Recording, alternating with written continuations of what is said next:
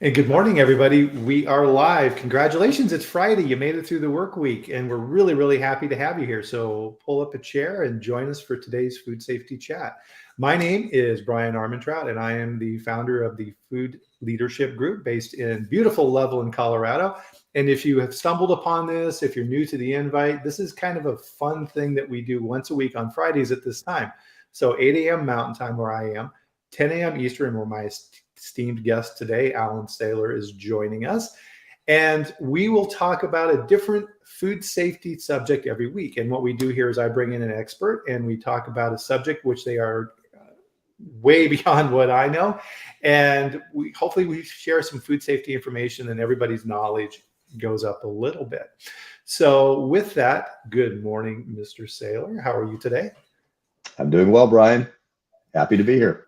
Yes. And oh, yes, Alan pulled up here the drink, right? So we're going to have a ceremonial drink here in a bit. So please, in the comment sections, if you're watching this, let us know where in the world you're at. I'm always amazed, Alan, where, around the globe, people check in to check out this food safety chat. And we're really appreciative. One of the things that you'll notice with this chat as well is that this is not a presentation. This is a discussion, which makes it really fun. And we are here to answer your questions. So when you put the questions in the comments, Alan and I can see those, and we will work those into the conversation. If we're talking about something that's slightly different than your question, that's fine. We'll circle back around to it. Don't worry about it. We will get you. Alan is the managing partner of the Center for Food Safety and Regulatory Solutions. And if you have worked in the food industry even a little bit, you are familiar with Alan. He is very well known and recognized and is a sought after speaker in many regards. And we are very happy to have him here. So, thank you. And in particular, Alan, one of the things that we're going to be diving in today is part of your background is FDA. And so tell us a little bit about your background relative to the regulatory side of things. I think that'd be good context for everybody to kind of get a handle on that. Sure. My background spans about 40 years, Bryan, and it started as state. I was in a state food program, was kind of the assistant. And, in most programs, when you're the assistant, you're doing most of the work, which was great because I oversaw and helped guide a field staff of 12 people. And from there, spent 10 years in that program. Then I had the opportunity to go to FDA. And unlike many whose career paths in FDA go through a district, which districts don't exist anymore, regions, which regions don't exist anymore, and then finally you end up your career in Washington, D.C. and then retire. I was fortunate that I was able to go directly to Washington, D.C. headquarters. I became one of 4 national dairy experts and helped provide training material, did a lot of standardization of FDA field people in the dairy programs, who in turn did standardizations of state people. Since that, so 16 years of my 40-year career were based in regulatory. I was also at USDA. The other 24 were actually in the industry. I worked for a trade association, Food Trade Association, as a vice president of regulatory affairs and international standards, helping members with food safety issues. And I've been consulting for almost 10 years now. What I find is that even though many people know me for my dairy background, in the last 10 years, I probably have expanded into almost every area. Do I know everything about everything? Absolutely not. But do I know about a lot of food safety areas outside of the dairy sector? Absolutely, including areas like infant formula and other things. So we'll leave that to the conversation coming up. Yes, we're going to be diving into the infant formula side of things here. But before we get any farther here within this, again, everybody say hello. And Corey, great to see you. Please join us for a drink of kefir and coffee this morning. Very good. I order my coffee online and have it delivered from Costco. I'm old school. I just make my own coffee. And so I ordered some of the light roasts from there that I like. And I opened up the box yesterday when it arrived, and it was a wrong, it was a medium roast from somewhere else. I'm like, oh, they sent the wrong stuff. But then across the top of the bag, I read decaffeinated. I'm like, oh, no. That's going back. You aren't sticking me with decaf. I'm sorry. It doesn't work. No way. So let's kind of dive into this. I mean, because if you work in the food industry, all right, there's different spheres that are kind of the main players, right? You have the retailers, you have food service companies, you have manufacturers, and in that group I would include co-packers. You have auditing bodies doing third-party audits and things of this nature, and then regulatory, right? And I think a lot of times the regulatory piece is really confusing to people, and in a lot of ways it should be, right? I think that the classic example, yes, Corey Kiefer, he's drinking Kiefer, and I think that the classic example of kind of the regulatory mishmash that we have out there with like FDA and USDA is a pizza, right? It's like part of the pizza is regulated by FDA and part of the pizza is regulated by USDA, and never the two shall meet. And the division between those two groups is relatively set, but there's still those weird overlaps. And in addition to that, FDA has responsibility for multiple things, right? Food and drug, right? It's right in their name. So you have the food and the drug, and they got other stuff too. And it gets a little confusing, right? And I think as somebody who comes from industry, right? My background is all manufacturing. Is that there seems to be kind of this curtain, right, that goes up, right, relative to FDA. And we don't really know what goes on behind the scenes, right? And it takes, I know at least it did in my career, Alan, it took quite a while to figure out the structure and how things work and all of these little things, right? So hopefully we can kind of speed up people's learning processes relative to that and kind of pull back that curtain a little bit here today. Now, there is one thing I'm curious to get your comments on this, Alan, is one of the things that I always taught my quality managers is FDA is a government agency, right? They are political and they have bosses in Congress and requirements and things that they need to do. And we've all seen, right, where, like Frank Giannis gets hauled in front of Congress to testify on a particular issue or things of this nature. And FDA is sensitive to those type of subjects as well. And so it's a lens that you need to remember when you're sitting at an inspection with an FDA investigator, that is part of the equation. I think that's very true. Just think of FDA much like your local police department or highway patrolman. They can be polite, they're professional, but they have a job to do. And giving tickets is one of their jobs. And instead of tickets, they give 43s, inspection notices, they can give violation letters, they can give warning letters, and we can go on to things that are pretty severe, comparable to felonies. In fact, there are felonies in FDA. But one of the things that is always curious to me is an example of what you said, the industry, the yin and the yang, the industry versus government. Industry, particularly we see that in COVID, had to make rapid changes in order to survive. And whether it was retail, which it's amazing we have any retail survive, particularly in the restaurant industry, but we do. And congratulations to them, but they did it because they had to change. And if you don't change and adapt to the environment, whether it's regulatory or commercial or business, you don't survive. What happens if the environment changes? Does FDA go out of business? No. So the motivation to change is not very strong. And what we're seeing now is that there is an ongoing question within the FDA and Congress and the public and some of the consumer groups about, is FDA really capable? 50 years ago, Congress would criticize FDA because they were doing too many inspections, they were being too severe, they were not being fair with the food industry. Today, it is exactly the opposite. The criticism of FDA from Congress and from consumer groups is that they are not as effective as they should be. And I think there's some validity to that criticism. And so we can talk about some of the issues that are facing FDA right now, but will change industry. I know you've been members of companies, I've been members of companies where we changed policies in a day because we had to survive. If indeed FDA is motivated to change, we probably won't see any significant changes for years. And it's just the way it is. Right. And as we were kind of chatting here before we went online, FDA itself is not one monolithic agency, right? There's different subdivisions. I think you described them as silos, right? Can we kind of walk through those? Sure, be happy to. Now, FDA falls under Health and Human Services if you're looking at the cabinet posts.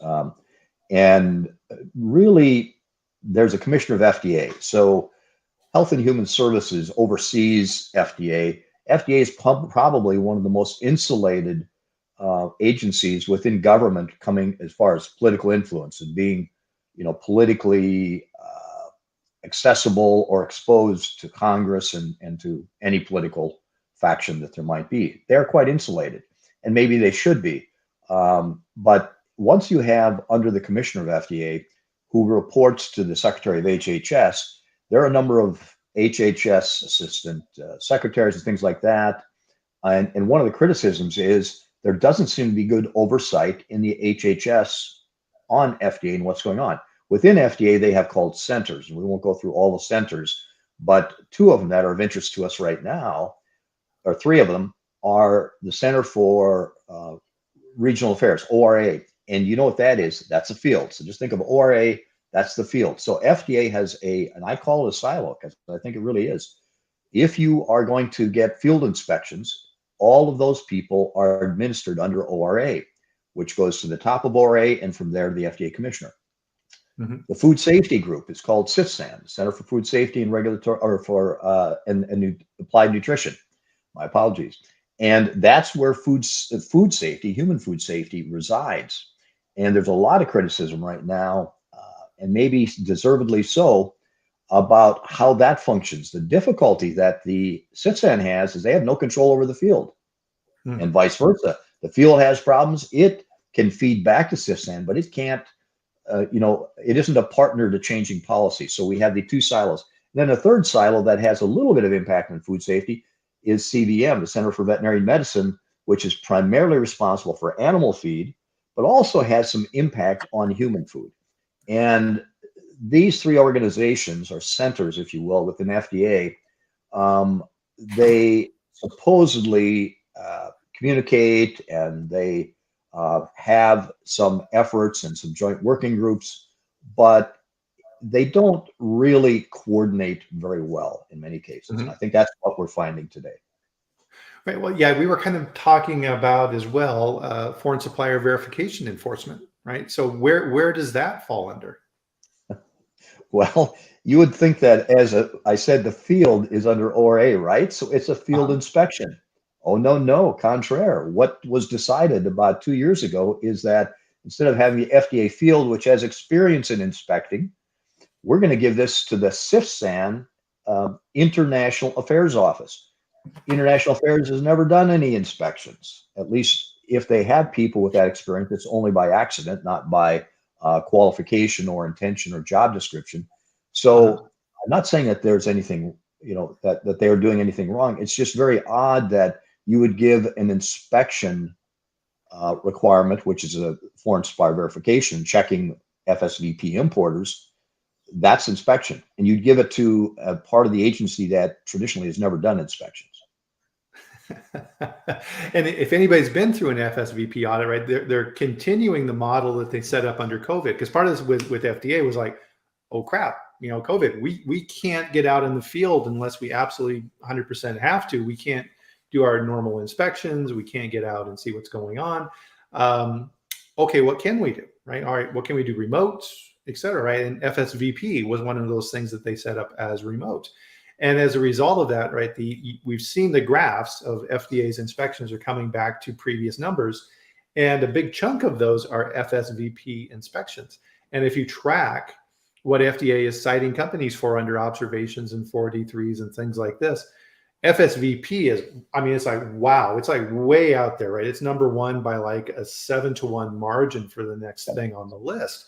And so FDA is really focusing in on FSVP, right? Because, right, you have someone at a desk who has a list of companies that are bringing things into the US, and all you got to do is pick up the phone, right? Say, hi, I'm FDA, and we're doing an audit of your FSVP program. I'm going to send you an email asking for this information. Here we go, right? And you have 24 hours to respond. And so it sounds like then, yeah, the people on the other end who are working in the internal affairs group, if they don't have inspection history, that could be kind of difficult. So that's a good watch out for people, right? If you get an FSVP inspection, it may be a little more difficult than you think. Yeah, I will say that, granted that many of these people, and not all of them, but many of them have not had inspection background or experience. However, their checklist is quite good. And I've been involved with companies, supported companies that have had FDA FSVP inspections. And I will say that it's been a pretty good experience, and it's been a pretty consistent experience. It has ranged from somebody checking the boxes in 2 hours and saying thank you, and that was the end of it, to ongoing for 2 weeks, where maybe it wasn't necessary to continue for 2 weeks, but it was clearly somebody not experienced. They didn't ask questions. I don't know if they missed checking certain boxes and went back.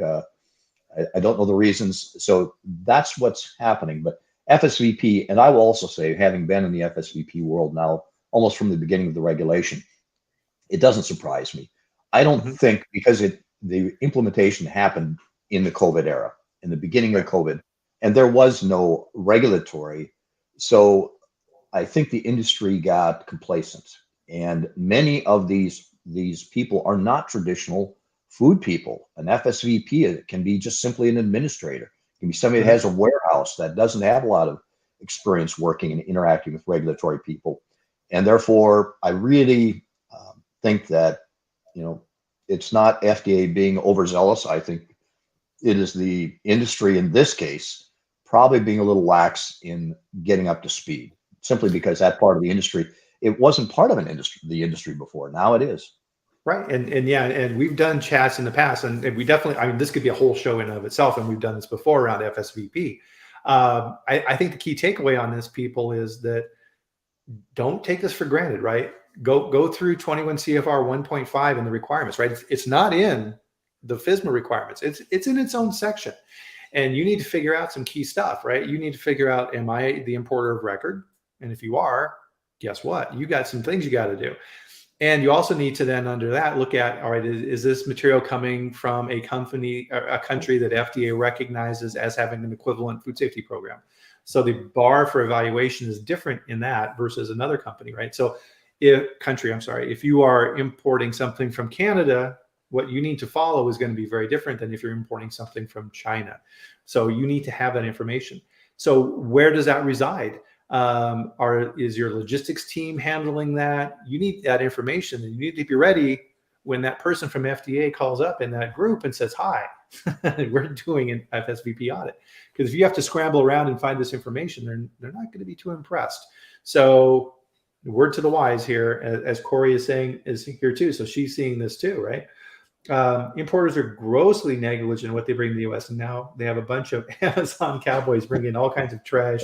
Right. 100%, right? You have to buyer beware. And Corey and I have talked about this too, right? Like home delivery services and things like this, right? They may not be taking those things seriously or understand what needs to be done from a food safety. And Corey's got really good expertise in that area. So this is something that's definitely going to change.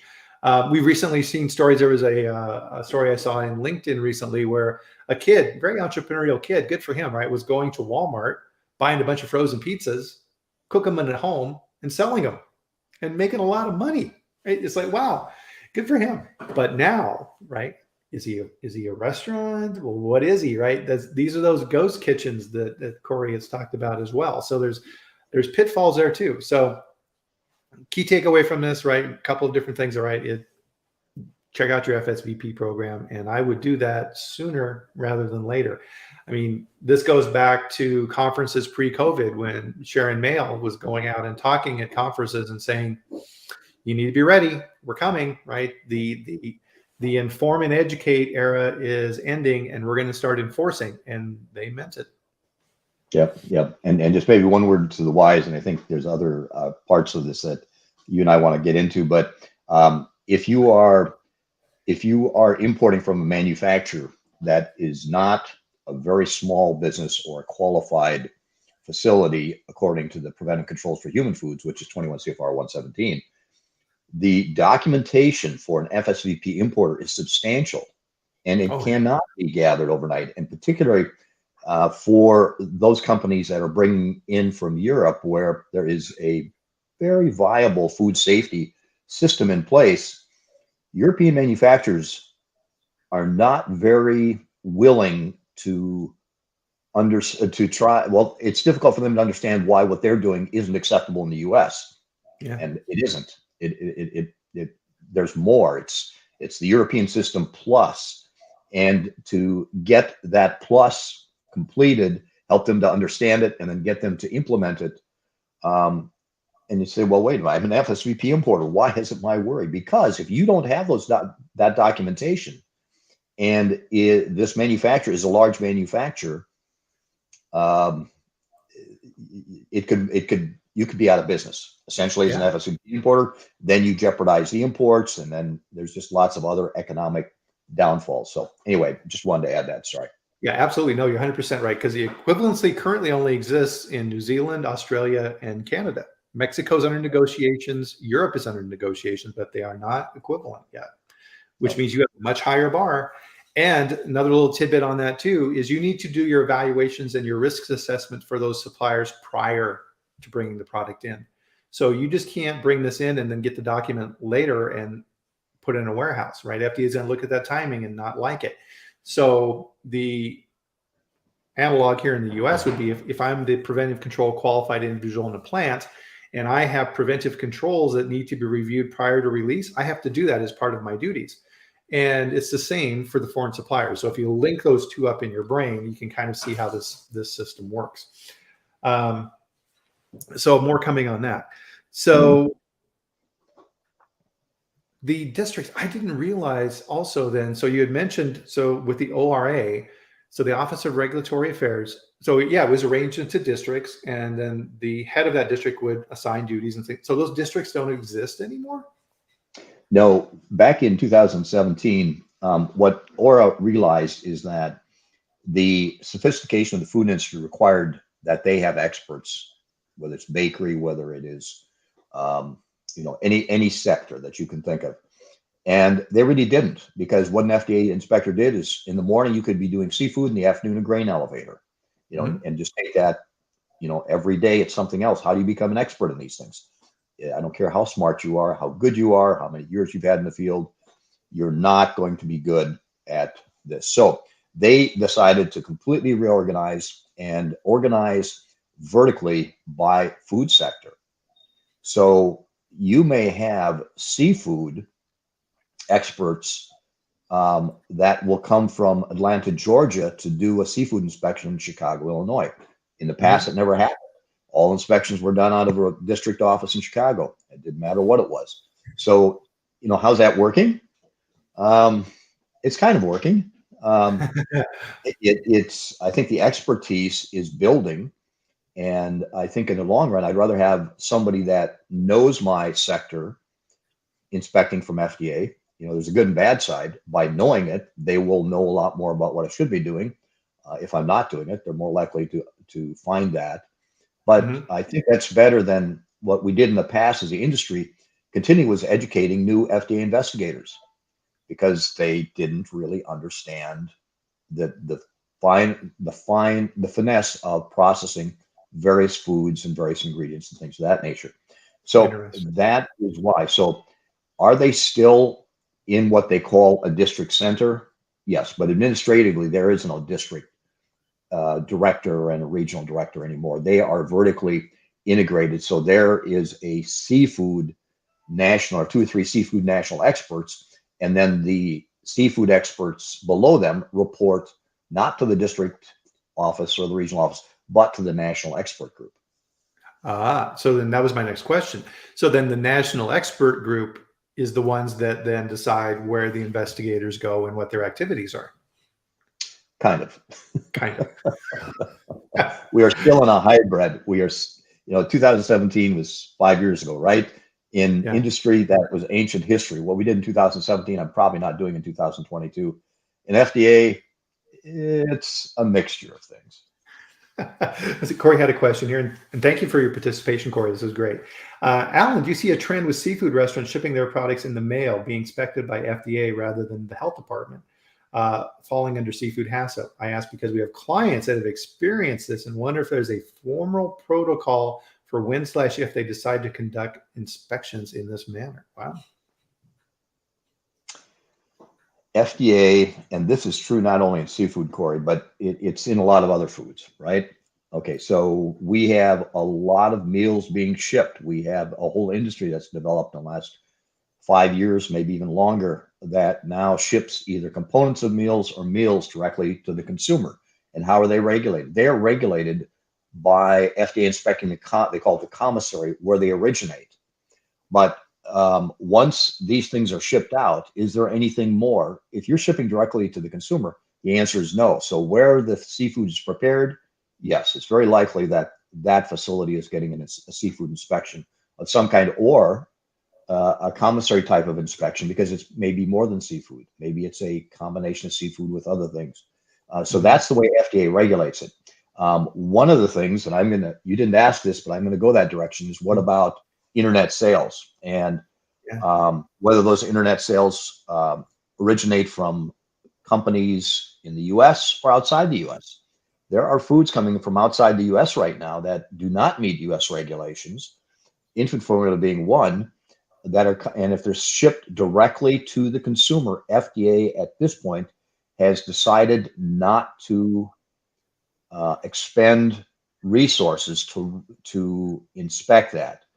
They didn't give them a free pass, but they are still, and I asked this question 4 or 5 years ago at one of the major national meetings of the FDA compliance office, which is, doing a pretty good job.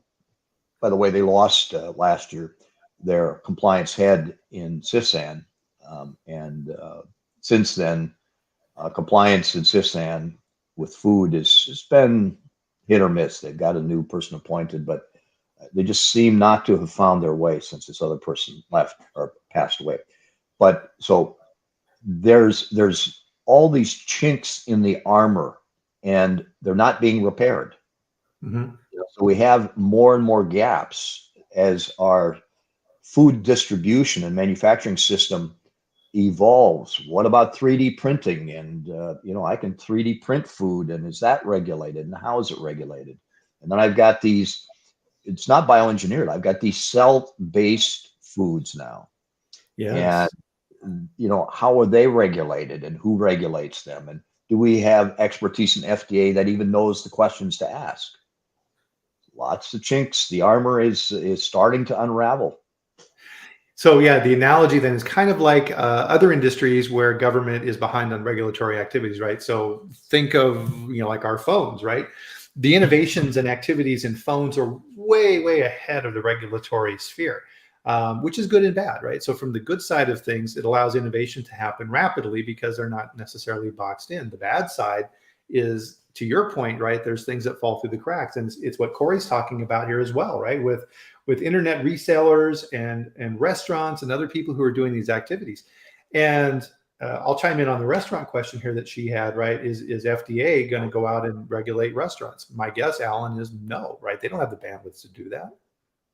No, that's under the Retail Food Code. And so they manage the Retail Food Code. They update the Retail Food Code based on the Conference of Food Protection, but they leave the inspections on a day-to-day, month-to-month, year-to-year basis to states.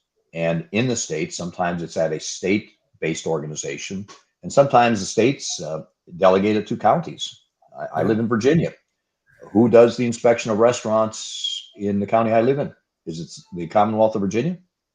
No, it's the county. And some counties don't have health departments. So some counties contract with other counties. And then the difficulty is the Retail Food Code is not a national regulation. It's not in the CFR. So I was just up in Massachusetts, and they told me that the Commonwealth of Massachusetts is inspecting restaurants against the 2013 Retail Food Code. If you go to Virginia, it's the 2017. If you go to California, it might be the 2021. So, that's a whole ant pile by itself. Wow. Yeah, definitely. Yeah. And Corey also brought up e-commerce. I have a client who's experiencing this. So they have like a Tetra type drink product, and it's being sold through other channels, and it's getting out into e-commerce. And those packages are not set up for shipment in that manner, right? They're created to be shipped in corrugate cases on pallets and things like this. And now all of a sudden, you're an e-commerce location, and somebody orders 2 or 3 Tetra packs of this product, right? And they throw it in one of those sleeves that you see, and they send it out in the mail, right? No, right? That product is not created or designed for that. Now, if you have an aseptic product, okay, well, maybe you're okay for the ambient temperatures. But if it's a refrigerated product and they're ignoring that, well, now you got a huge problem. Plus damage, right? They're not set up to create that and manage that damage. And the other side of it that then too is when you talk with the e-commerce people, the response back is, we don't care, right? It's your job to make sure the packaging survives what we do. So you figure it out. So there's a little bit of that back and forth, right? So that's a real challenge for food companies as well. To Corey's point, right? There's nothing in our pizza example earlier, right? There's nothing stopping me from buying a bunch of whatever and selling it online. And you're assuming That's right. What they're doing. How about another interesting twist, which may affect some people, is there are foreign manufacturers that make a U.S. version, and it may be the same formulation, but it has an English label, right? Mm-hmm. And they export it, but sometimes they have excess production. So they sell it locally because let's use Brazil as an example. Most people don't know how to speak English, but do they really care? If it looks like the same product and it has English label and You're getting a discount of 30%, why not? Well, if I'm an entrepreneur in Brazil, I'm going to buy a large volume of this stuff, and then I'm going to export it, find an FSVP importer or not, and get it into the US. It has the right label, but the problem is it doesn't have, it isn't from the original manufacturer. And then if there's some problem with it, and this is happening more and more, and FDA puts an import alert on the product that I exported, it blocks the product that the manufacturer is exporting as well. Because the FDA, it's one and the same. And I have worked with the compliance people at FDA. We call these, these are dark marketers. There's other names for them, where they will buy up excess production and then ship it to the US, and then they'll triple wire because they didn't do something right, and FDA puts an import alert on. All of a sudden, that product cannot come in. It doesn't matter where, the original manufacturer, a black exporter. So this is not probably one of the main topics or maybe that much interest to your audience, but I just want to point that out. This is another chink in the armor. And I guess where we're going with this is that, we know FDA right now is under congressional scrutiny. They're doing an internal review. They hired, or somebody hired, the Reagan-Udall Foundation to do an internal review. And it'll be interesting to see what comes up. We've identified 4 or 5 chinks in the armor, and we haven't even begun to really dig deep. Yeah. Oof. And so you brought up the next subject here, right? Because part of this is, and this is kind of what generated our topic here today, is a report came out recently. So the FDA had an evaluation of their response to the infant formula crisis. So as everyone hopefully is aware on this call, right? So Abbott Laboratories, had an issue at one of their facilities, and they had contamination, right? Coronabacter and other things going on in their plant, and they had to shut down. And that caused significant ripples in all kinds of different areas. Because right now, all of a sudden, it's like you're a mother and you're feeding your child infant formula, right? And they have to have infant formula in a lot of instances. Now you have nothing, right? And so now you have a food safety crisis, and it's combined with a shortage, right? So now people are pulling their hair out on what to do. And this kind of gets back to this point we made earlier, right? Is FDA is a government entity, right? And so they get pressure on all sides when these type of things happen. So what, any comments around that? I don't know where to begin, but I'll try to be brief and to the point. I've been working with infant formula manufacturers very intensely for the past 5 or 6 years. And there's a couple of problems. FDA actually created this crisis. And you can say, well, wait a minute, I didn't run the Abbott plant. I had nothing to do with the shortcomings there. And that's true. But they created the crisis because the US is the only government in the world that requires that if you want to bring a new infant formula to market, you have to first feed it to rats. And you know what's interesting? Rats eat almost anything. They don't like infant formula. So Really? it's a challenge to get the rat study completed. And then if you get the rat study completed, then you can feed it to infants. And rats don't digest the infant formula the same, nor the control products the same. So as a result, it's been very difficult to bring new infant formulas to market and for new manufacturers to get into the market. So FDA has, not intentionally, at least I hope not, has blocked the opportunity for this industry to become less dependent on a few large manufacturers and more diversified into getting a few more manufacturers. Okay. So that regulation is outdated. Nobody does it. There's chemical waste to determine the same thing that the rat study is supposed to do. Okay. So that was the first thing.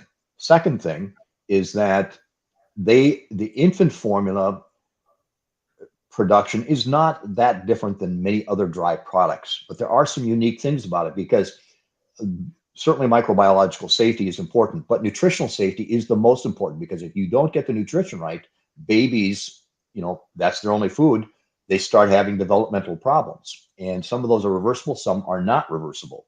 So the inspectors are taught to focus on the nutrition and not so much on the safety. And that has bit them.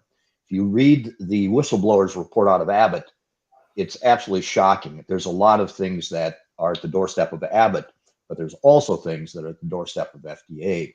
And so there's another chink in the armor is, I know the industry has asked FDA to update the regulation, not because they want to flood the market or have a bunch of mediocre people making infant formula, but to let's come up to speed with where everybody else is in the world on how to regulate this product. And we haven't done so. So another chink in the armor. And then I'll make this my last comment is, okay, so we solved the problem, right? FDA decided under their jurisdiction to allow foreign infant formulas to come in to backfill that shortage. And that shortage wasn't going to go away.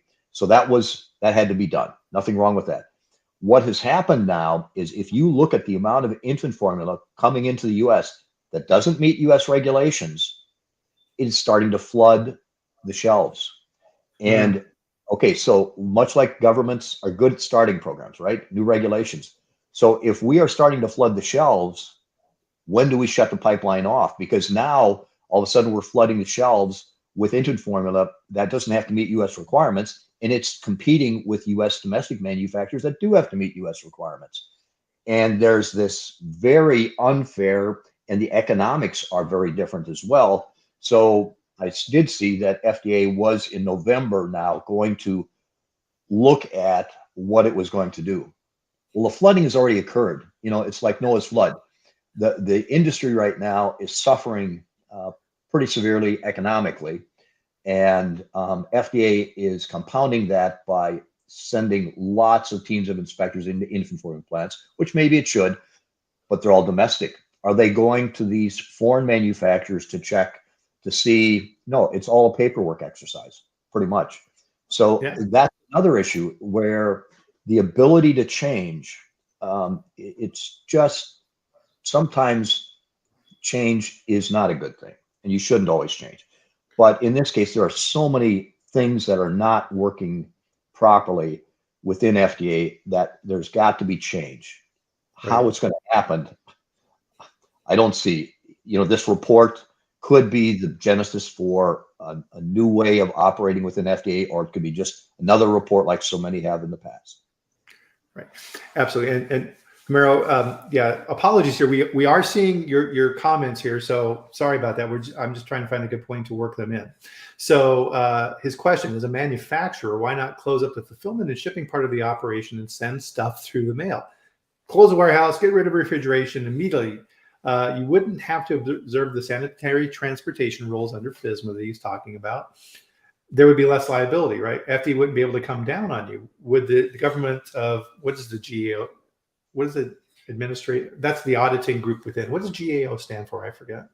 Government Accounting Office. Thank you. Get involved with that. That I don't know, so that's a good question for you. I hear there are a few, if not only, non-corrupt government agency. Well, I don't know about the last part there. But yeah, I mean, so within the manufacturing side, I'll take a stab at this from the manufacturing side, is there's many different channels that you have to ship product through, right? So retailers, right? You're shipping product to retailers for stocking their shelves for grocery stores and Walmart and these type of things, right? Big box stores. There's also the food service side of things too. If you're a large manufacturer, you're also making product for restaurants and other locations that they use in back of the house. E-commerce is a brand new thing, right? And products were not designed for that. And I would think, right, shipping directly to customers, right? Because we've all gotten used to Amazon and getting things on here, right? You just go on and you can get anything on there. The additional cost and packaging of that would be very counterproductive, right? So if I'm producing let's say like a cheese, a brie or something like that, and all the packaging I have to protect that cheese and keep it at the right temperature and all those type of things, right? Probably double, triple the cost of that product. And I have to wait for it, and I have to be home to receive it, and all these type of things. Otherwise, it cooks on my porch. So I don't think from a pragmatic standpoint as a manufacturer that e-commerce is going to replace, right? They're looking at it as a dip your toe in the water type thing, and can we make money in these channels? And a lot of times you will see retail branded products being sold on these sites from other companies, right? They're not coming from the parent company. So how's that work? My advice on that side is to approach it from the consumer side, which Corey's been talking about here as well, is buyer beware, right? If you are buying refrigerated goods and you're expecting them to be sent in a refrigerated, controlled manner, you're probably not going to get that. Well, I've had the pleasure of working with companies that have gone e-commerce. And first of all, somebody's got to make the product. And when somebody makes that product, it comes under FDA. So that will be initially inspected. The warehouse where it's stored will be inspected by FDA. However, after that point, it's unlikely to have any more attention unless there's a complaint or an illness or a death. And a lot of these products are actually being shipped refrigerated. Some of them, fortunately don't require refrigeration, but a lot of them do. And I know, for instance, my daughter, I won't say what age group she's in, but she's certainly in that group where she's got children at home, and her and her husband work. And they went with this deal, where you get stuff shipped and it's refrigerated, and then you assemble it. And that was kind of a fad, because you know what happens? You still have to cook it. You still have to assemble it. And it's that, or we order pizza or something like that, which takes less time. So I think this ordering meals and then having them, the only value is maybe nutrition. There's maybe more balanced nutrition and that kind of thing, or at least that's the intent.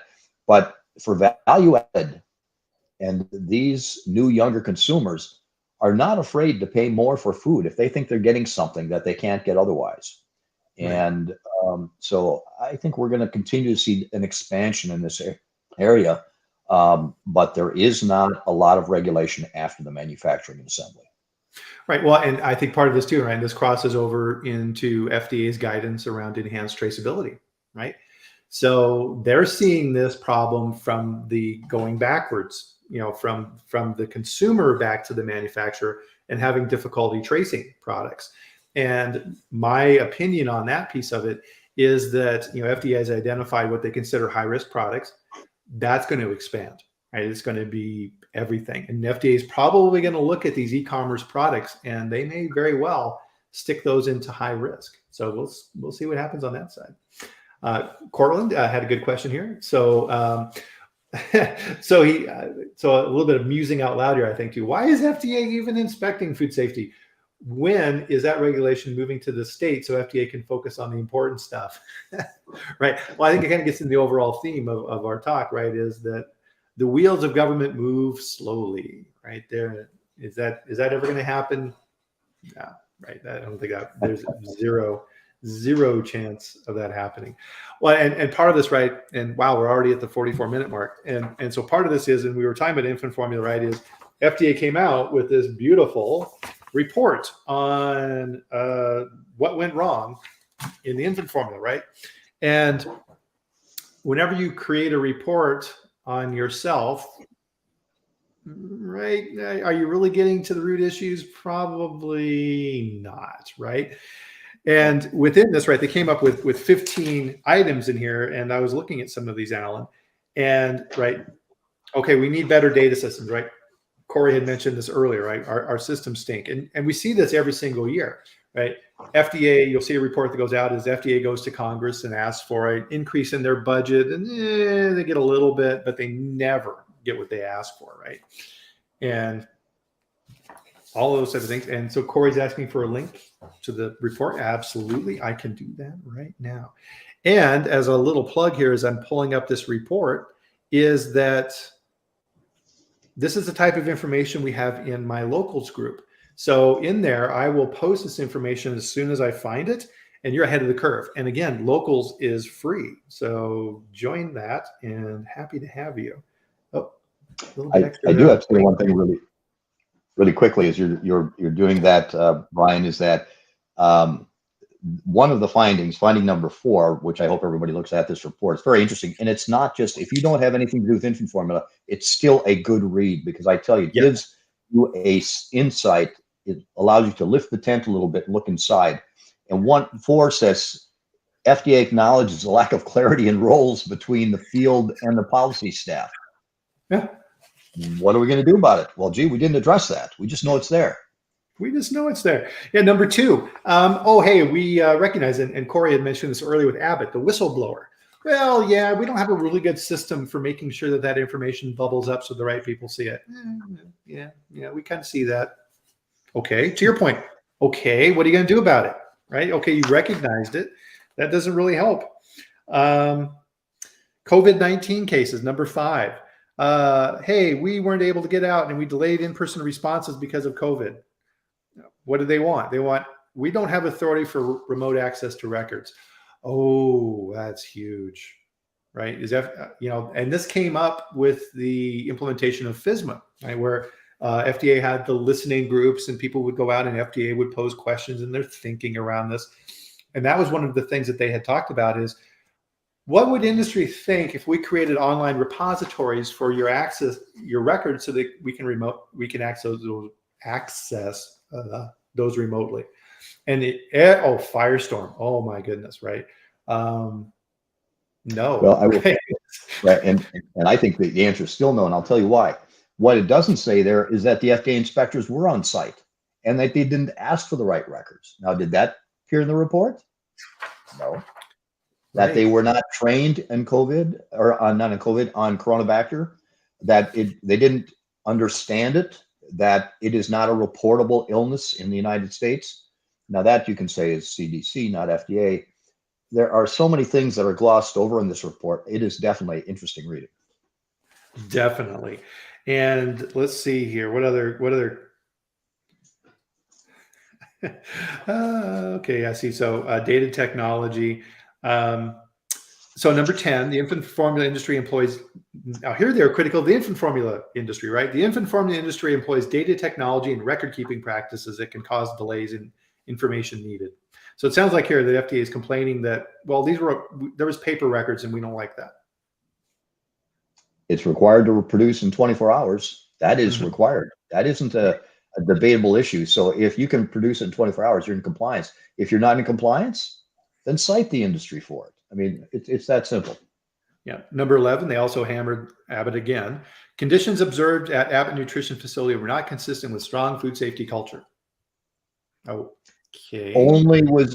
That was only noted after the whistleblower. Oh. Not before. That's interesting. That is.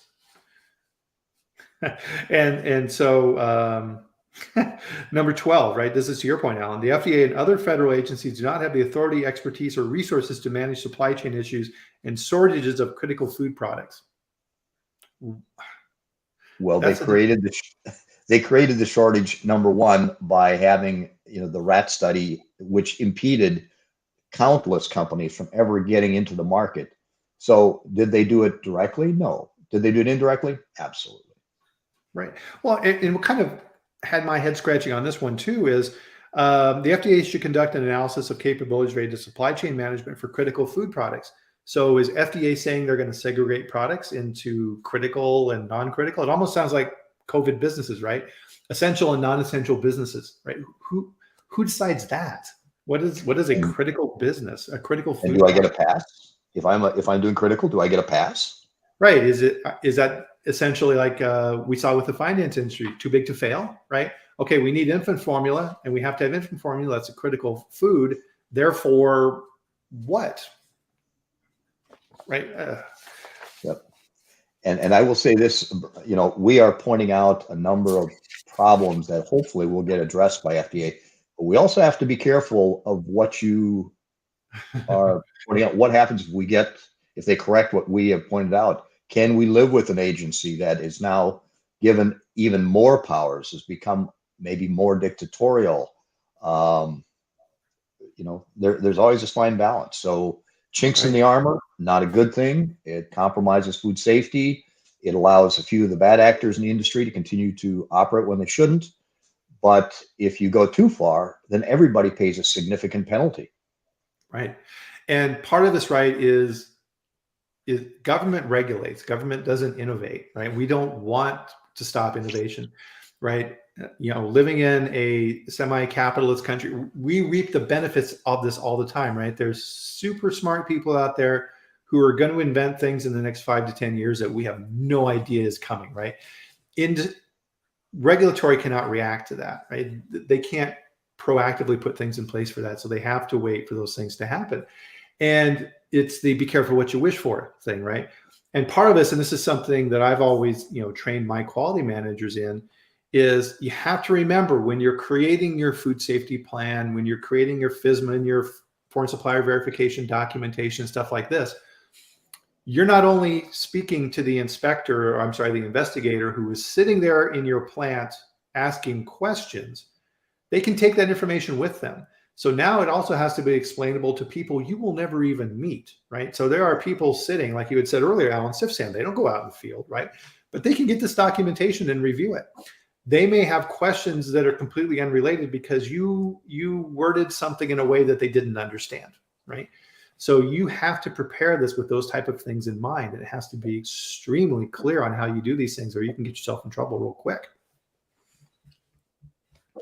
Agreed. Absolutely. Absolutely. Yeah. Mero made a comment here as well too. Is food safety culture a buzzword? In a way, yes, because, Yeah. and we talked about this before on the show too, because it's an abstract term. What does that mean? What does food safety culture mean? It's kind of like art. I don't know what art is, but I know what I like, right? That doesn't help, right? And so we're seeing this on both sides of the equation because, FDA is saying we need to, push through the new era of food safety culture and these type of things with Frankianis. Well, industry is trying to figure this out too, right? There's provisions in the standards for this, but everybody's still trying to figure out what that means, right? And again, it's not the same for everybody. So you have to kind of figure it out. And it's a difficult subject for sure.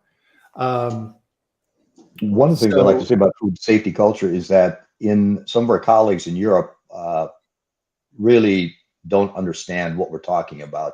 What do you mean food safety culture? Don't you have a food safety culture? Are you missing one? Do you need one? Maybe we can share one with you. It's an interesting discussion.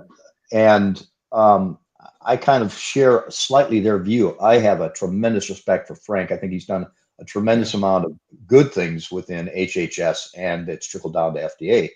But I think it is more complicated. And there's a paper here, and I don't know if anybody's interested or not, but it's a psychological motivations to social innovation and transmitting the role of social worth. What has that got to do with food safety? Well, what it means is food safety culture is based on individuals changing behavior and understanding their role in the food safety picture. That's really what food safety culture is. And so it is individual. How do you get to individuals. Some will not need much training or motivation because they're self-motivated. Some understand it, and some never will. And the key is going to be that how do you weed out those that never will? Because sooner or later, they're the ones that are going to cause the problems in the company. The other thing is that if you have too many of these people, you will never, ever get a system-wide recognition of food safety because they don't have to do it. Why should I do it? And it can be as little as running through the bathroom without washing your hands. And I want to get caught up in the washing your hands thing, but it's those kinds of things. We need to pay more attention to our people. And to get a job in certain restaurants, you have to go through a full psychological profile. Yeah. What do we do when we hire a worker for a food processing plant? If they can walk and they can talk and they've got 5 fingers in each hand, most of the time today they are hired. We have not done any profiling. We have not done any evaluation. And this is something, if we're going to achieve this food safety nirvana, culture nirvana that Frank is alluding to and a lot of others are speaking to and they don't know what they're talking about, we need to start evaluating whether we are hiring the right people. Because if we are not, we will never achieve a food safety culture. Absolutely. Yeah. And so, yeah, Homero is making some good comments relative to this, right? It's people, right? And this is something I emphasize on this chat quite a bit, is that there's a technical side of what we do, and there's a people side of what we do. And if anything, what I learned in my career is the people side is more important, right? We're under the false assumption that we can create documentation and people will snap into line. Nope, doesn't work that way, right? The best way to change culture is at the floor level, right? And it's that interaction between the supervisor and his team, right? Me, as the vice president of quality, going out and barking stuff in a plant will never change anything, right? It has to be that relationship between that person's boss and what they do. And you have to teach it at that level. So can those type of things be measured, as you're pointing out here? Yeah, there are ways to do that, right? And there are people out there working on the best ways to do this. But because this is something that's not, it's people, right? It's not something that's technical, right? Checklists are never going to work for that. So we have to figure out a way to manage this. And that's part of that abstraction difficulty that we currently have. So I think that's a great way to kind of end our conversation. But I think too, let's kind of bring this back up. And I'm very curious here for your closing thoughts around this, right? Because this is such a wide-ranging thing, right? And I think our conversation today, Alan, illustrates this in that this interweaves with everything we do, right? Everything in our programs, everything in our systems, everything in how we manage things, and how the government looks at how we do things. So I don't know if that helps set up your thoughts, but I'll be curious to hear what you have to say. Well, very, very quickly, we were so far ahead of the government for almost 20 years. And then we had FSMA, and FSMA came up and maybe even surpassed where the industry was in its best practices. And what we found in 2017, 18, 19, now we're 22, 5 years down the road, the industry now has advanced so rapidly and the dynamics have changed and technology is changing. And government is again finding itself behind the curve. And as you said, I think more than once, this is likely to be the case all the time. So if you and your management are basing food safety and the investment in food safety on minimums, which are government requirements, it's just a matter of time till you fail. So my mantra is you're trained, use the science, use your experience, listen to people like Bryan, and do what you have to do. That is, even if it isn't required by the government, and that's where we have to be today. Absolutely. Great way to summarize it. And so thank you, Corey, for the comments. Yeah, part 2, definitely. I mean, I think you're all getting a good look on why I respect Alan so much. His knowledge in this area is extremely helpful and helps other groups then to understand the thinking with this, right? Because we're all in this together. And with that as well, right, is I'm putting a code in here as well with locals. I'm doing a special membership promotion here where if you use this link and you put in FSMA, which was great that you mentioned it, Alan, thank you. You can get into the members side of the group as well on locals, and they get involved in conversations and additional information that I don't post publicly. So that's a great way to get some inside information there as well.